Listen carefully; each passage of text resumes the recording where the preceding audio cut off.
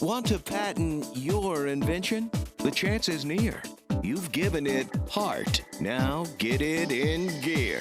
It's Passage to Profit with Richard and Elizabeth Gearhart. Well, what do you think is one goal of every entrepreneurial endeavor? Well, besides surviving, I would say to grow more than anything else, right? So to scale your business? Yes, that's the way entrepreneurs say it. They say scale your business, which means grow. Right. So if you hear somebody say that, that's what it means. But then there's ways to do that and ways that not to do that. So I'm just wondering if there are secrets or places you can go to meet people who can help you. Because like meeting the right people and having the right relationships helps with every business. So funny you should bring that up. Our guest tonight is Judith Sheft, who's the Associate Vice President of Strategic Relationships and External Affairs of New Jersey's Innovation Institute, which is an NJIT corporation. And also she's the chairwoman of the Greater Newark Enterprises Corporation. Welcome, Judith. You are an expert at scaling businesses. Thank you, Richard. Thank you, Elizabeth, for having me on the iHeartRadio Passage to Profit show. We've done a lot of work with entrepreneurs, helping them scale and grow their businesses. And a couple of the comments you made early on in the introduction are really so valuable to entrepreneurs. It's the connections that you make. And in fact, we run a particular program called Health IT Connections. And we've run this program for 5 years. We've received some support from the J.P. Morgan Chase Foundation through a program that they have called Small Business Forward, where we bring companies together in cohort clusters to help them grow their businesses and make appropriate connections. That's kind of a new phrase. I haven't heard that yet. You haven't heard that term. So a cohort is really a group of companies that come together almost like a class of students who are going through or moving through a particular program. So our cohorts run for about 3 months. They come in every other Friday, and we help these CEOs look at their business model, look at how they're able to pitch their businesses. And in fact, I think I'm going to recommend and have recommended to some of them that they apply to be on this particular program, pitching their businesses. We help them with connections, strategic connections, because we know that there is so much noise in the ecosystem. If you are a hospital or an insurance company and you're looking for new innovations, sometimes as a large corporation, it's hard to find the innovation because if you said, I'm looking for patient engagement technology, you could be deluged with innovations, some of which the companies aren't really ready to be able to implement in your hospital system, some of which may not even really be patient engagement, but they want to talk to you.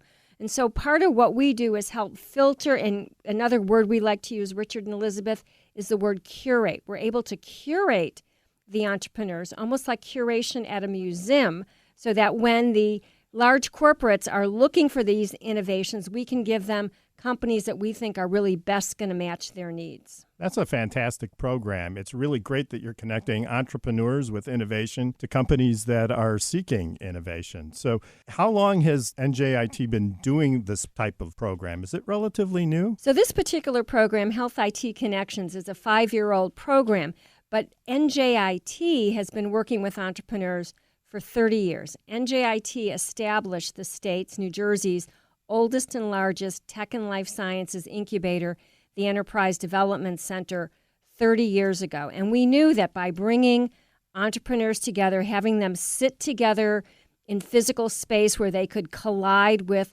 like-minded individuals would help them grow their businesses. So they could ask each other, who have you used for marketing assistance? Who's been able to help you with intellectual property? And we know who some of the answers to that are. And Absolutely. In fact, I believe, Richard, at one point, when you were starting your business, you hung your shingle out in our business incubator. Yeah, I have to just jump in here and say that NJIT was a absolutely wonderful organization and helped us start the law firm in so many ways. One of the ways was just even learning about how entrepreneurism works. If you're coming from a corporate background like I did, really, the entrepreneurial world is quite a bit different than the corporate world. And so I got a great education. I met a lot of great people. Hopefully some clients. And we still have many, many clients from the NJIT incubator. And it's really a source of satisfaction for me to see how well some of them have done. So there's a lot of success stories that came out of that organization.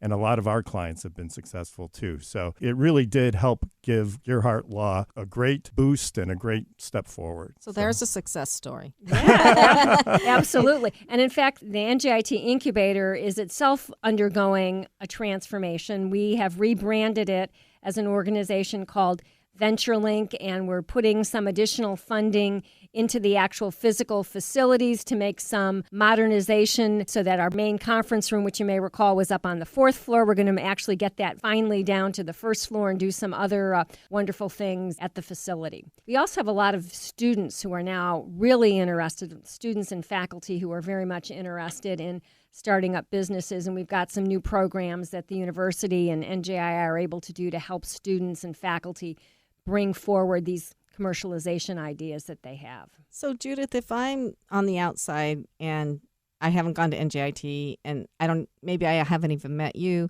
and you haven't met me? I'm pretending. But if I was that person, once you meet Judith, you never forget. Then what's the first step? Like, what would I do? Is there an application form to fill out to get into your program? How do I do that? Again, a lot of times we like to talk to people directly to kind of figure out what makes sense. For the Health IT Connections program, we have an application. There's applications to join the VentureLink facility as well. But we like to talk to people to figure out where are they as an entrepreneur and what might we recommend as the right next step for them to take. Because there's a lot of wonderful resources within the state of New Jersey and the overall entrepreneurial ecosystem. So a lot of times when I'm talking to entrepreneurs, I'll say, have you gone to any of the local meetups? Because there are wonderful meetups around the state. Up in Hoboken, there's a New Jersey Tech meetup that Aaron Price had started. There's meetups at Fairleigh Dickinson University, and I know, Elizabeth, you had been very involved with the Morris Tech meetup. There's some down in Princeton and in South Jersey, and it's a way to, again, start meeting other entrepreneurs, other service providers, other people to kind of help you figure out what you want to do next. You don't have to go it alone. And I have to say, having that support really makes a big difference because you meet a lot of people who are in the same boat, trying to do sort of the same thing that you're trying to do. You can share war stories, you can share resources, and it's a great boost because lots of times if you're out there being the lone entrepreneur, you're on your own and you really don't have a place to share your experiences. And the incubators and the meetups are fantastic places to do that. Exactly. Additionally, there's some state resources and federal resources that sometimes people are not even aware of. The small business development centers, which are funded by the SBA, have resources in all of the counties. And in New Jersey, they're affiliated with Rutgers University, and sometimes they're also located at the community colleges. And they'll put on courses to, again, help an entrepreneur gain a particular skill, whether it might be a marketing opportunity or how to use QuickBooks or some activity to really help them move their businesses forward. There's also a Women's Center for Entrepreneurship Corporation. I think Alice Hackett, who's our board chair from WCEC, was on this program a couple of weeks ago talking about the resources that they provide. And even though that organization is called the Women's Center, it's for anybody. But that's the particular SBA program. We also have a program at NJIT called Procurement Technical Assistance. And this program has been funded by the Department of Defense, and we help small businesses sell goods and services to the federal government. And the federal government buys a lot of things. They buy clothing for the fighting force, they buy weapons, but they also buy training, food service, cleaning, marketing, a whole range and set of capabilities. And so our PTAC organization helps these small businesses make those linkages and get connected to who's buying what from the federal government. You're listening to Passage to Profit with Richard and Elizabeth Gearhart. Our special guest this evening is Judith Sheft, and we'll be right back after this message. There's never been a better time to start your own business. The opportunities are infinite and only limited by your imagination and enthusiasm. At Gearhart Law, we believe the most successful companies all have one thing in common. They start with a solid foundation first. Gearhart Law has years of experience experience protecting entrepreneurs, ideas, and brands using patent, trademark, and copyright protection. So if you have a new consumer product, a new software application that you're planning to build or sell, or a brand or company name that you want to protect, contact the experts at www.gearhartlaw.com. Our professionals will create a custom strategy designed to fit your needs and your budget. All of our attorneys are passionate about protection, licensed and qualified to represent you before the United States Patent and Trademark Office. Don't start your project without calling us first. Visit GearhartLaw.com. Together, we can change the world. Visit GearHartLaw.com. This ad has been read by a non-attorney spokesperson. Now back to Passage to Profit. Once again, Richard and Elizabeth Gearhart. And our special guest, Judith Sheft. But before we get rolling again with Judith, I have to say something about her. She doesn't brag. Judith never brags about this, but she should and she could. And I'm not sure how many people realize this, but Judith has a bachelor's and a master's degree in math from the University of Illinois. But Math? Math, Wow. yeah. She must be really smart. So girls can do math, Okay. but that wasn't enough. So then she went to the Wharton School of Business, which is so easy to get into, not, and got an MBA in International Business from the Wharton School at the University of Pennsylvania. So I didn't know that about you. I've known Judith for a long time. Yeah, I we didn't know have. that. We had some questions come up. We're really interested in the different types of financing that are available for scaling a business. So it's not just investor financing, right? Right. But before we get to the financing question, one thing I do want to mention to entrepreneurs is if you are thinking of doing government business, whether it's a county government, state government, doing business, perhaps selling your product to a university who might be a state entity or the federal government, there's certain registrations and certifications that you need to do just in order to be able to be on their list of approved vendors. And so I'm always encouraging entrepreneurs to get registered in something called the SAM system, which is for the federal government, to again take a look at in the state of New Jersey. We, as a university, cannot pay someone unless they have a business registration certificate from the state of New Jersey. It doesn't cost them anything to get the BRC certificate, but it's just some of the processes of doing business. So when you're thinking about scaling your business, you need to be sure you know what are all of the elements that you need to get in place. And some of these processes and certifications, I'm always telling people it's not as quick as buying something on the internet where you set up your account and 30 seconds later you've pumped in your credit card number and the next day your goods and services show up. Some of these things take and can take a few weeks to potentially a month or so to get yourself registered. So that's important to understand. Where are you targeting and what do you need to have in place to be able to go after those things? So given that, does it make more sense for the entrepreneur who wants to do a contract with the government to find that contract first and then go through this registration process? Or should they do the registration process first and then go searching I for would the do the contract? registration first and then go searching for those items. So, Judith, if somebody's listening to this and they want to ask you more about that, I want to slip this in. What's the best way to get a hold of you? So probably the easiest way to get a hold of me is through email, and it's my last name, SHEFT, @njit.edu. Now, you were also asking questions about the money, because everybody always wants to know about where's their money to grow my business. So one thing for companies that are in the technology space is a program called SBIR-STTR. And these are grants from the federal government to help a company develop a particular product or service that meets a particular need that the government has. And they have a whole set of solicitations out for what they're willing to pay to have you develop. And the great thing about these programs, and this gets back to the intellectual property, is that while the government is giving you grants to do this development, all of the intellectual property is owned by the small business. It's not owned by the government. So it's not giving up any of your intellectual property rights to get your product developed. In addition to that, these are grants, not loans, right? Right, So right. the government doesn't take any part of your company. Right. They're not supervising you. So it's a great deal if you can get it. It's a great deal if you can get it. And again, there's resources around the country that are, if you just kind of Google SBIR experts, that should be able to provide some assistance. to small businesses. The federal government this year is doing a roadshow tour where the SBIR agencies are visiting different states to have agency representatives talk about the program.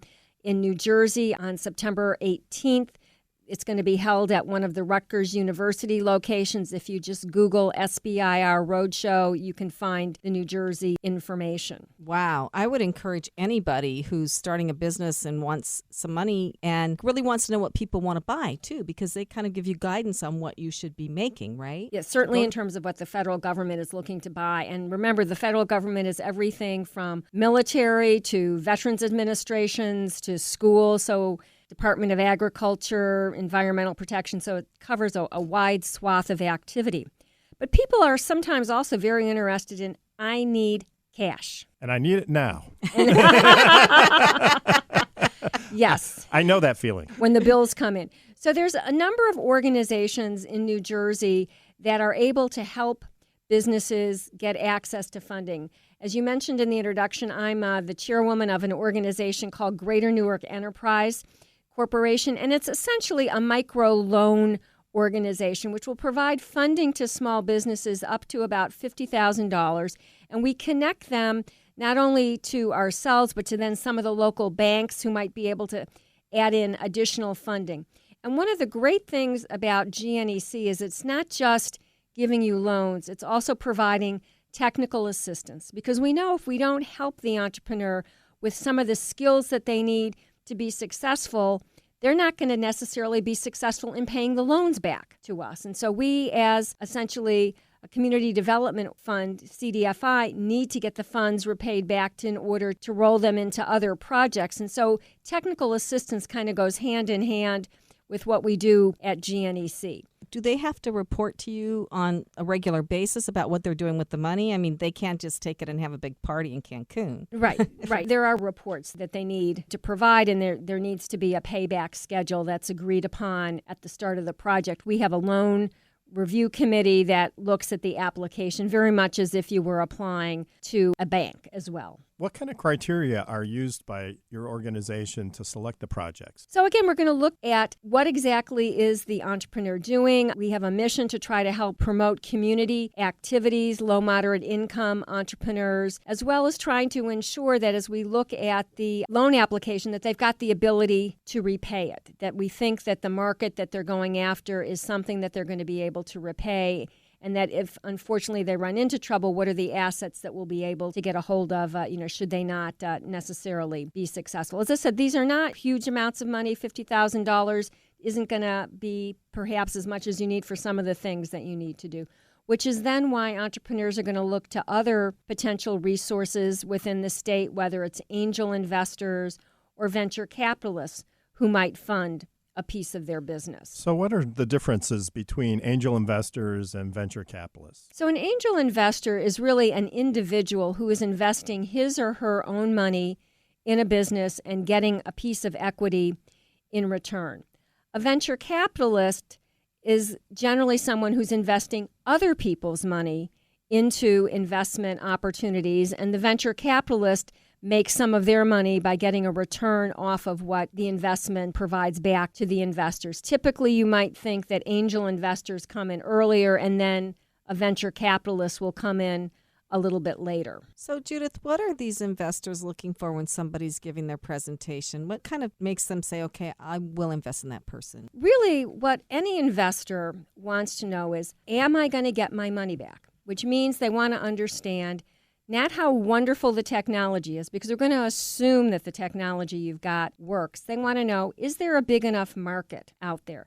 Are enough people going to want to buy the product or service that they're going to be able to see a great return from the investment that they make in your business? Judith, you're a wealth of information. Thank you so much for being here. We'll be back for our pitch contestants right after this message. Judith, I hope you stay with us. Absolutely. You're listening to Passage to Profit with Richard and Elizabeth Gerhardt. What are entrepreneurs' most valuable assets? Their passion and ideas. We can't protect your passion, but we can protect your ideas. Trust Gerhardt Law to protect your ideas with premier patent, trademark, and copyright services. There's never been a better time to start your own business. Contact us at Gerhardt GearhartLaw.com. At Gearhart Law, we have years of experience protecting entrepreneurs' ideas and brands using patent, trademark, and copyright protection. So if you have a new consumer product, a new software application that you're planning to build or sell, or a brand or company name that you want to protect, contact the experts at Gearhart Law. www.gearhartlaw.com. Don't let the wrong protection strategy ruin your business. All of our attorneys are passionate about protection and are licensed and qualified to represent you before the United States Patent and Trademark Office. Don't start your project without calling us first. Contact Gearhart Law on the web at GearhartLaw.com. Together, we can change the world. This ad has been read by a non-attorney spokesperson. Passage to Profit continues with Richard and Elizabeth Gearhart. And our special guest, Judith Sheft. And we're going to be starting the pitch portion of our show in just a minute. But before we start, some vital info. Listeners, when you're listening to the pitches, please think about which one you like best and go to the Passage to Profit page on the Gearhart Law website. And you need to scroll down to find the poll to vote. And the website is Gearhart Law, GearhartLaw. Everybody gets one vote, and the voting is open for 1 week. Don't forget to like us, too, on Facebook, Twitter, and Instagram. And get your friends to vote. And you can remember the name of the show by imagining you're walking down a passage with a huge pot of gold at the end. Passage to Profit. And may your passage be short and your profit be huge. Each contestant now gets 2 minutes to pitch, followed by a discussion with our guests. The overall best vote getter gets a professionally produced video for their pitch, a $500 value. And the winning pitch goes on to our YouTube channel. So let's get started. We have Brett Newman here from Ohio, who just found out his flight back got canceled. Oh, no. But he's going to... So we have plenty of time. He's going to bear through and give his pitch. Welcome, Brett. Yeah, I won't mention the airlines, but I won't fly with them again. So you've got 2 minutes. Go. Everybody loves their flat screen TV, but the sound is deplorable. So, with the sound wave bouncing all over your room aimlessly, the solution is here. I call it the Soundverter Turbo Scoops. For only $19.99, you can simply have better sound. Using reflective technology, this device cups your downfiring speaker on your TV and enhances your sound to where you can lower the volume, stop all this aimlessly bouncing waves all over your room. At soundverter.com or even now on amazon.com. Get your set today. You'll be glad you did. So I went to your website before I met you and watched the video after we'd spoken on the phone. And the video really shows how the sound is different. So I actually went online and bought 2 of them off your website. Awesome. Yeah, so I think they really work. Well, if you go to the website and you'll see the testimonials, these are actual people that's purchased this. This is a grassroots operation.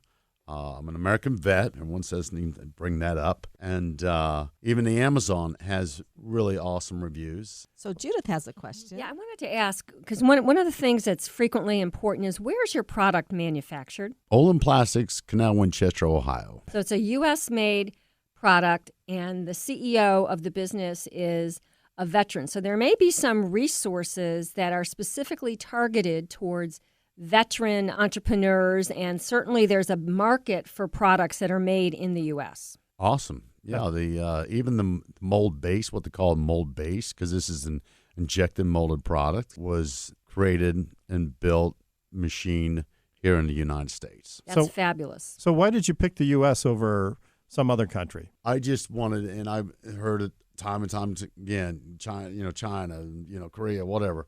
I'm like, I'm going to try to do this here and accomplish this there. And I just think my lucky star is God Almighty that I was able to accomplish it by networking in my hometown with people I knew. Again, and the fortunate side of this is I know not everybody has this networking in their arena, because I just fortunately went to a friend of mine who owned a body shop, said, you want to invest? Next thing I know, a friend of his was showing up, and he was telling him how the product worked, and then he handed me a card, and the rest is history. Mr. Bruce Weeks, basically helped me, and we bartered this. All these steps have been bartered as far as me helping them and them helping me get the mold base completed. That's a $50,000 project in itself. So I'm really interested in hearing about how you created this product, bartering for services. That's pretty unusual. But before we get there, tell me, how does the product actually work? Since we're on the radio and we don't have a picture in front of us, you said that there's a plastic mold that attaches to the back of the TV. So how does it attach to the TV? And is there something coming out from the bottom of the TV?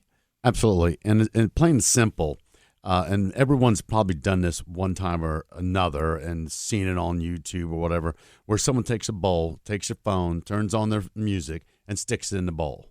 That's reflective technology. It's been used for years in amphitheaters on instruments, just reflecting that sound wave. It's known as an airwave. If you redirect that sound wave to you, to the audience, you're going to hear it clear, better, so on and so forth.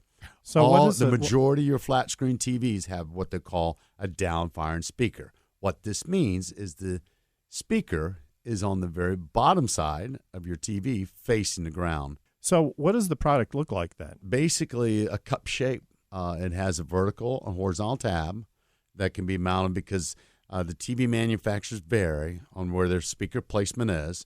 So when I created it in a universal way that if the speaker was offset from the rear of the mold, of the TV casing, chassis, if you want to refer to it as that way, you could snap off the vertical tab and just use the horizontal tabs to use this to cup over your speaker. Well, is this something that someone like my grandmother is going to be able to do, or are we going to have to be calling a helpline to get it installed? Oh, simple, easy to install, peel and stick operation.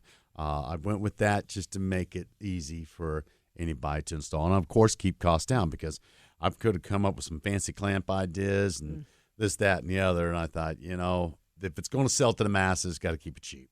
And so what does it retail for? $19.99. All right. Shipping and handling free right now on Amazon and soundburners.com. That sounds great. And so do I need less volume control then with my TV if I have these? What most people I've heard back is the fact some have returned their sound bar after purchasing these. The other side of the coin is you don't need a secondary volume control. But yes, you'll end up lowering your volume to your TV due to the fact that now you are pushing the sound wave towards you, redirecting it towards you instead of bouncing all over your room. You can look it up on the internet what secondary sound waves they're doing, but just imagine shooting a tennis ball at the ground and where your TV is. It's going to bounce all over that room. It may not even hit you, but fly right on past you.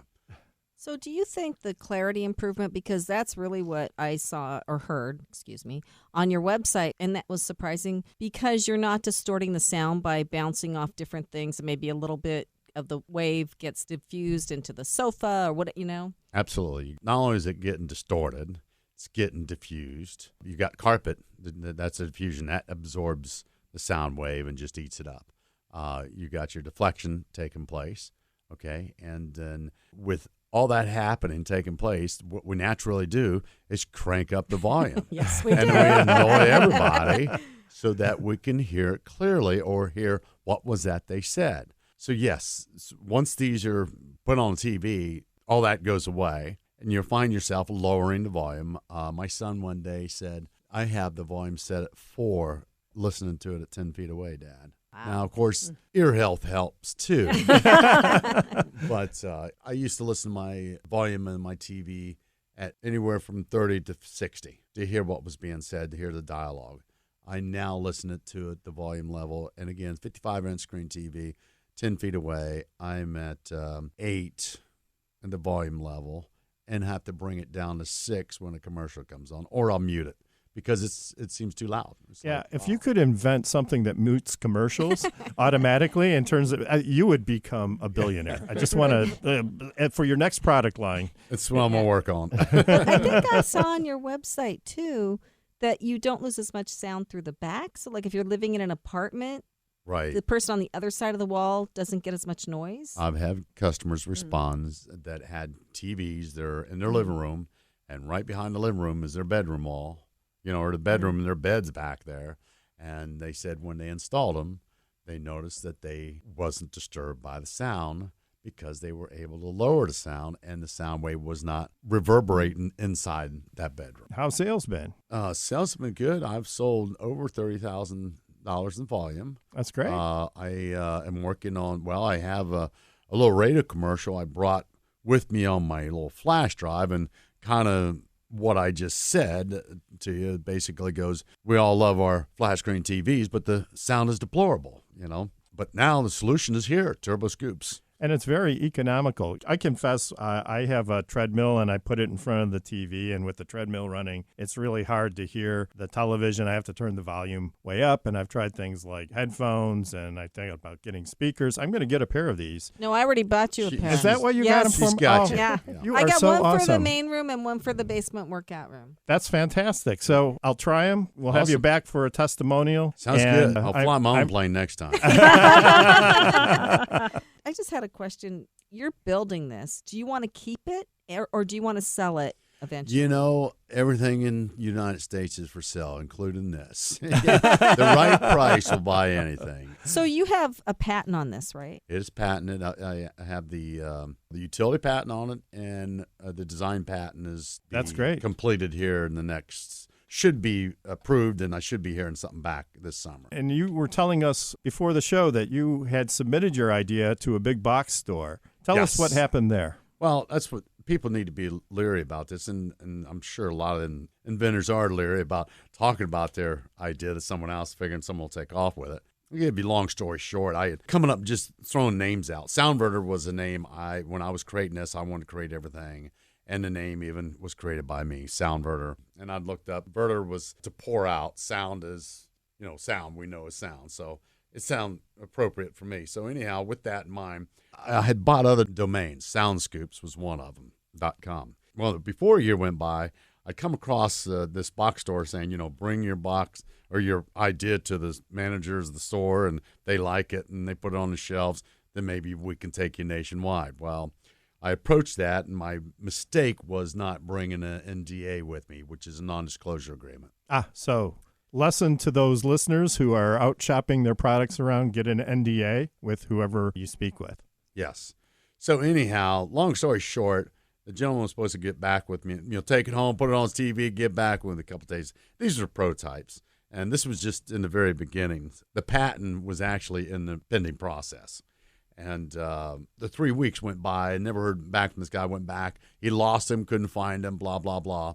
So then a year went by, and all of a sudden I get a phone call from GoDaddy. Someone wanted to buy my Soundscoops name domain. I said, this seems kind of strange. What could this all be about? Who would want Soundscoops? So lo and behold, it was soon after that I seen it come out on Kickstarter. It was a very inferior product. But I can only think that this manager connected with his buddy that was into marketing and said, I think we got something here. Obviously you're not going to be able to match it, but if you can come up something close to it, we might be on to something big here. But the good thing is I see it failing. It's closing down. They tried to trump the market, which my friend Bruce Weeks said. He said, the problem with this idea, someone's going to try to copycat this and rush the market with an inferior product. Sure enough, somebody did. And so if you have an NDA in those circumstances, then you can at least try to rely on the NDA to stop them from doing what they did. But you're not alone. Lots of people are anxious to get their products out there. Sometimes they're dealing with people who don't want to sign NDAs. Then I guess you have to make a decision about whether it's worth the risk to do it or not. But it's a great story. And the even better part of that is that it didn't stop you, that you were able to move forward successfully and knock the competition out of the water, right? So hey, McDonald's and Burger King has competition. Everybody's got it. So Richard, can you explain exactly what an NDA is and kind of how it works? Sure. A non-disclosure agreement, it's a contract between two people, and most of the time there's an agreement to keep the information exchanged confidential, and that's basically what it is. There's some exceptions in most agreements for information that is already in the public domain through no fault of the third party. They usually have a term on it, but it's basically an agreement to make sure that whatever is told or whatever information is exchanged between the parties, that they agree to keep it secret and not let it go outside their organization. And, it has legal consequences if the agreement is breached, but it also makes both people signing the agreement aware that this is confidential information. So it kind of heightens the attention that the parties give to keeping the information secret, hopefully. So I'd like to just make one comment about non-disclosure agreements, because we also use them from a university perspective as well. And what I advise people is even when you have a non-disclosure agreement, that doesn't mean you need to tell absolutely everything. Hallelujah. What is the least amount of information that you need to share confidentially with the other party to achieve a particular objective?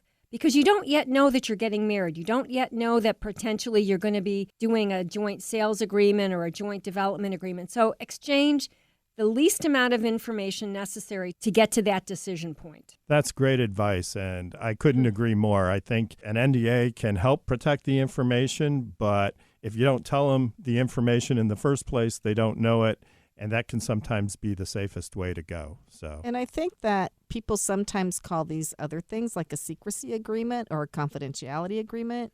right. Those are the same thing as an NDA. Yeah, those are all interchangeable terms. It just depends on who's creating the agreement and what people are used to saying. Well, I may look up Adam, your next guest coming up, and talk to him about this licensing because that way, that takes a lot of the expense in your adventure and where you're heading, and you have protection there by working with somebody. Obviously, you're doing non-disclosure agreements and stuff like that, but if you got 1,000 in your kitty, so to speak, if someone runs off with one of them, it's not going to hurt you.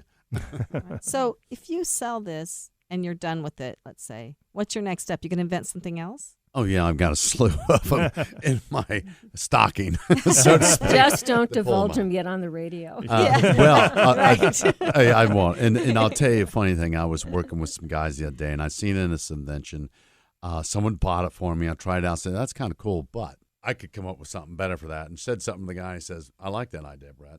No. So once an inventor, always an inventor. Yes. Brett, really great to have you on. Where can our listeners find your product again?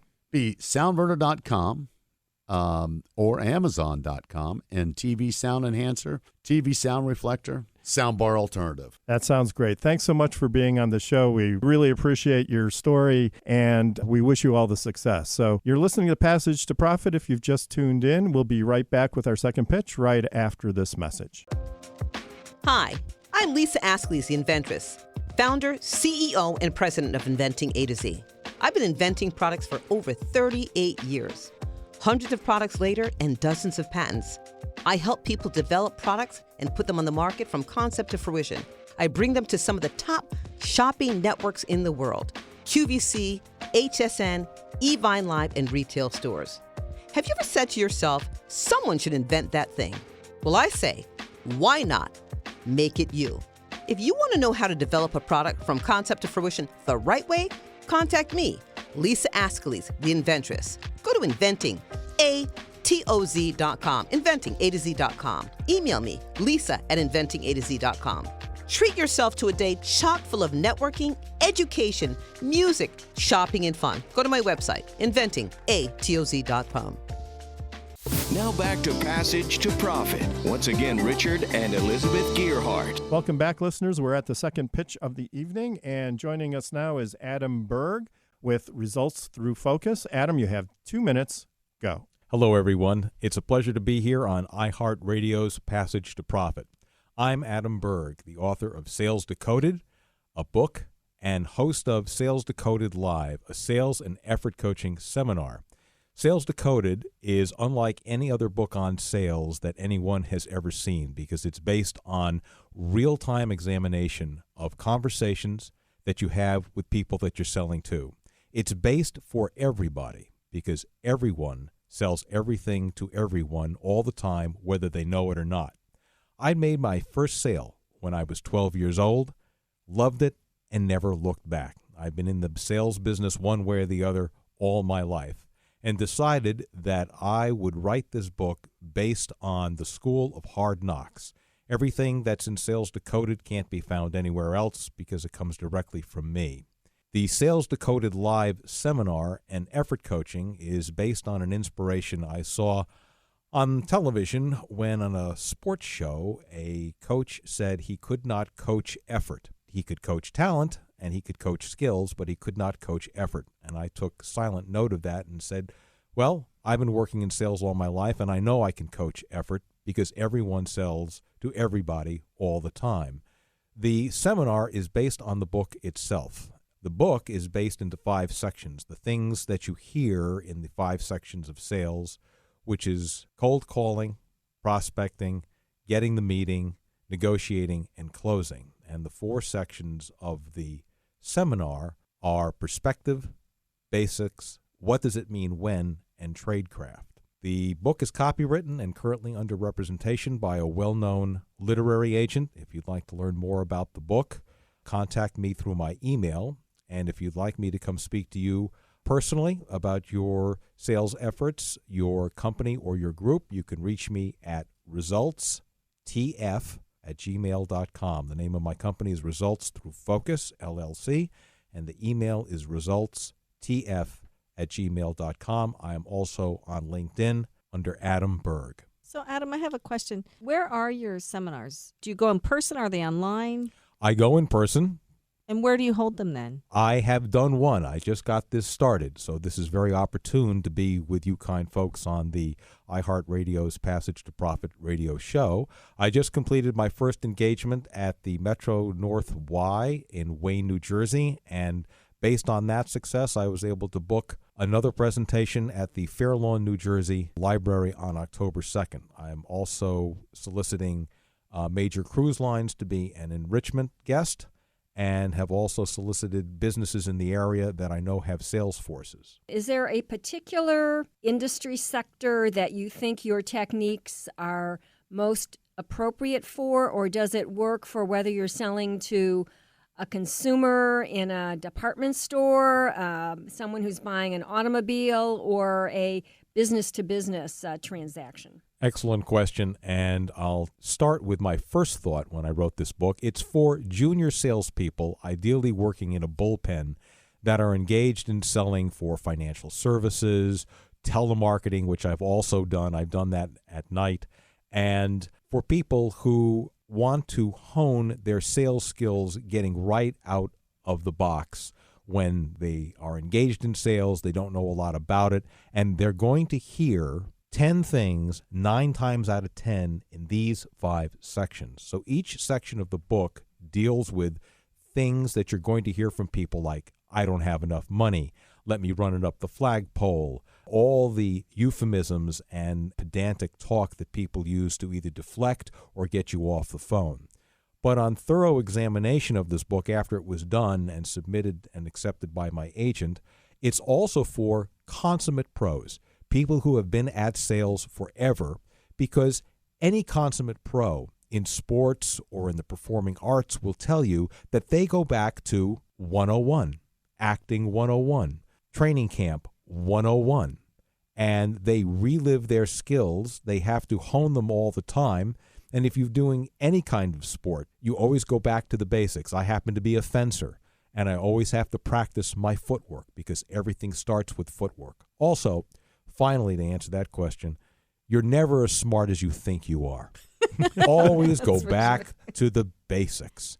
And that's what the book is about. Sales Decoded Live puts the book in the center of the 1-hour presentation, which can be scaled down to 45 minutes or up to 90 minutes, depending on what somebody wants. So do you also do then some role-playing where you have participants in the seminar attempting to sell to each other and you're able to point out mistakes or learning moments in the transactions?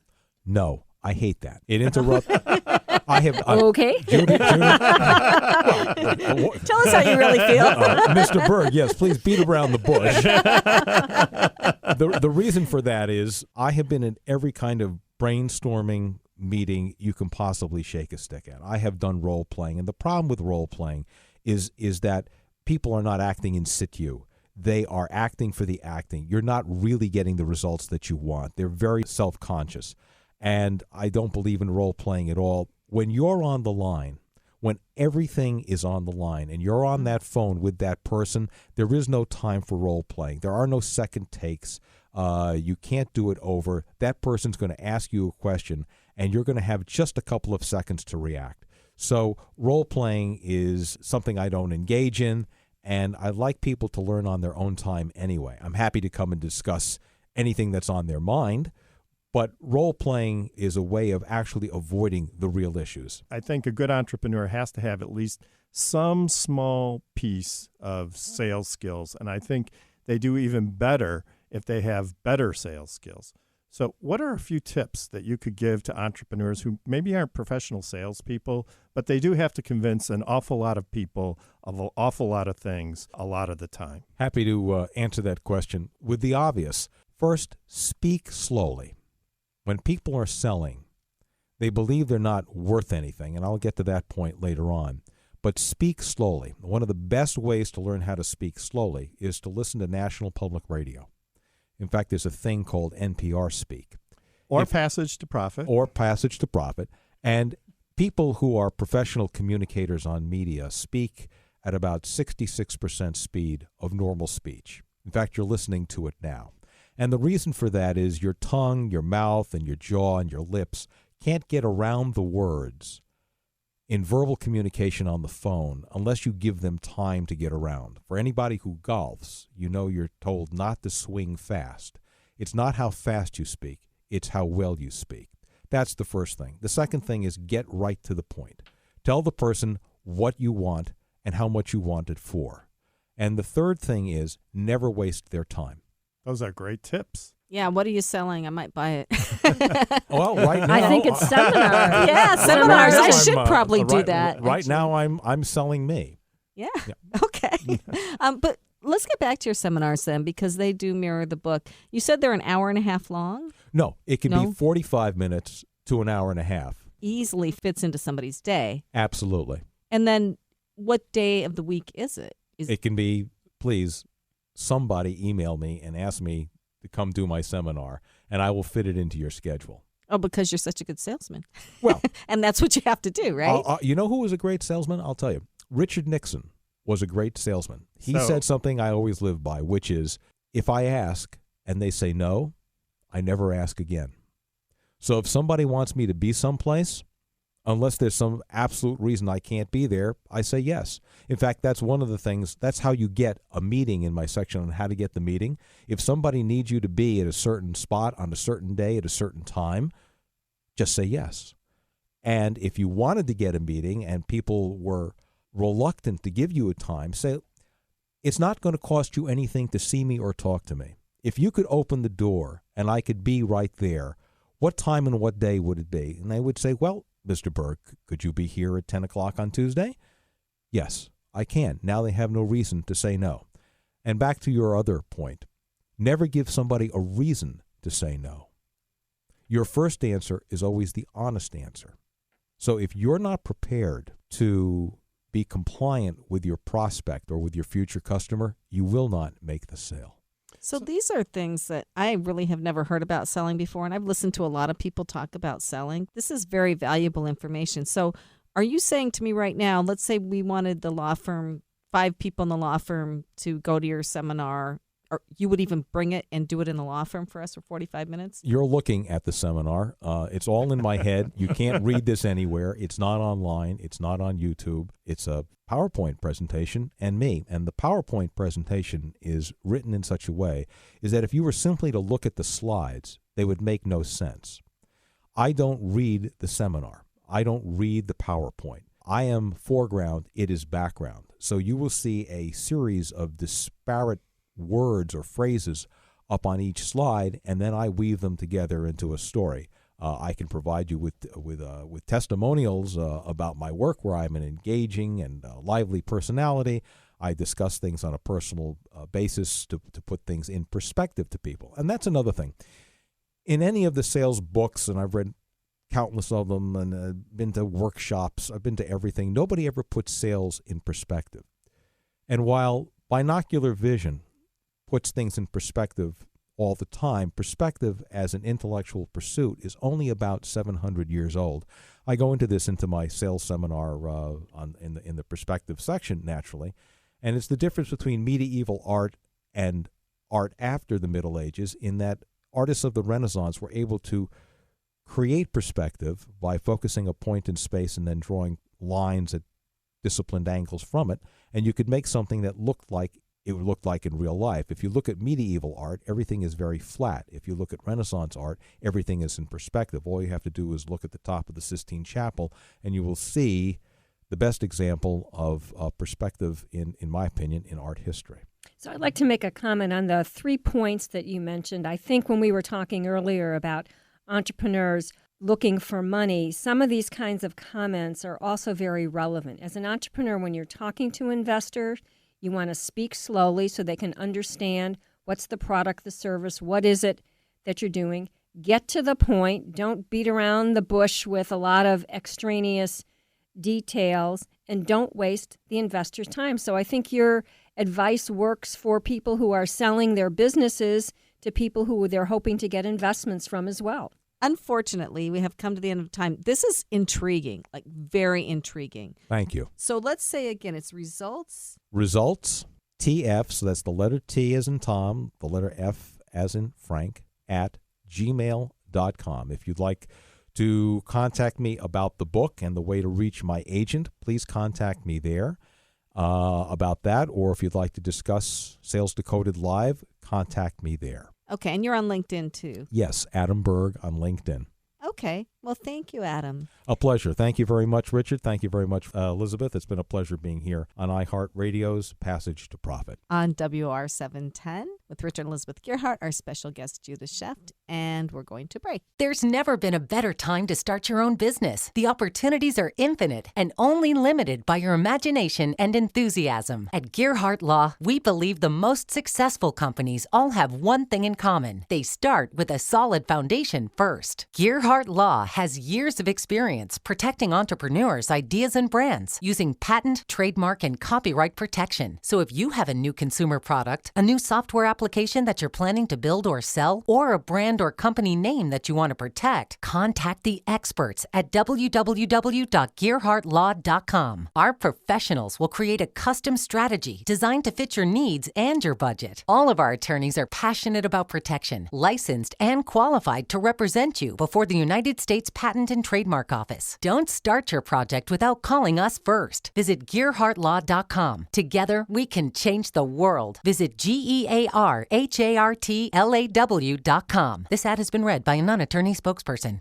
Now more with Richard and Elizabeth. Passage to Profit. Remember, everyone, to go to the Passage to Profit page at GearhartLaw.com, GearhartLaw, and vote for your favorite project. So to summarize, we had Brett Newman with Soundverter, Soundverter. And you can find that at soundverter.com. And our second pitch was Adam Berg with Results Through Focus. And he is training people how to make sales in a different way. And you can email him at resultstf@gmail.com. Now, Google Passage to Profit and make your choice. Remember, you can only vote once, and you have until next Sunday at 8 p.m. to vote. Best overall vote getter for the show will receive a professionally produced video of their pitch, a $500 value. Yes, and as I always say before we sign off, thanks you guys for coming into Tribeca and doing this with us. We just love hearing this every week. It's like a peek into the future. And thanks again to our guest, Judith Sheft, who took us over the top in so many ways. Thank you, Judith. Do you have any final words for our audience? Well, again, Richard and Elizabeth, thank you for having me on the show, Passage to Profit. I guess my one last piece of advice to people is just jump into the New Jersey entrepreneurial ecosystem, participate in activities, and start making those connections to move your business forward, to grow and scale. Excellent advice. And how can people find you again? They can reach me at my email, which is my last name, Sheft, SHEFT, at njit.edu, or they can find information on the New Jersey Innovation website, njii.com. Perfect. So we have a few more thank yous. Our wonderful media maven, Kenya Gibson, our scrumptious producer, Noah Fleischman, our incredible engineer, Rob Barretts, and the whole iHeart team. Thank you. And don't forget to join us next week, listeners, for another excellent speaker and another round of pitches. And you can start thinking about what your pitch will be. And don't forget to like us on Facebook, Instagram, and Twitter. This is Richard and Elizabeth Gearhart from Gearhart Law on iHeart with Passage to Profit, WOR 710, the voice of New York. May your passage be short and your profit be huge.